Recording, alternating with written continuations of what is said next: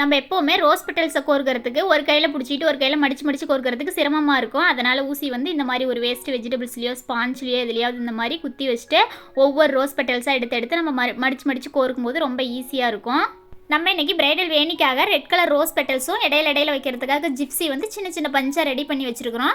நம்ம வந்து கொஞ்சம் நீளத்துக்கு ரெட் கலர் ரோஸ் பெட்டல்ஸ் கோர்த்துட்டு இடையில ஜிப்ஸி வைக்க போகிறோம். ட்ரெஸ்ஸுக்கு மேட்சிங்காக பார்க்குறதுக்கு ரொம்ப அழகாக இருக்கும். ரோஸ் பெட்டல்ஸை இந்த மாதிரி மடிச்சு கோர்க்கறதுனாலும் கோர்த்துக்கலாம். அப்படி இல்லைனா சுருட்டி கோர்க்கறதுனாலும் கோர்த்துக்கலாம். அந்த மாதிரி கோர்த்தவும் பார்க்கறதுக்கு ரொம்ப அழகாக இருக்கும். கொஞ்சம் நீளத்துக்கு கோர்த்து இந்த மாதிரி நூலில் நகர்த்திக்கங்க.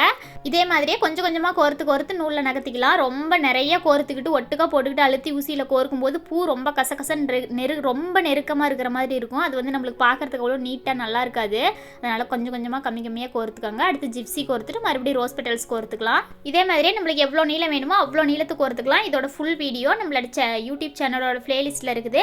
ஃப்ரீயாக இருக்கிற டைமில் மறக்காமல் செக் பண்ணி பாருங்கள்.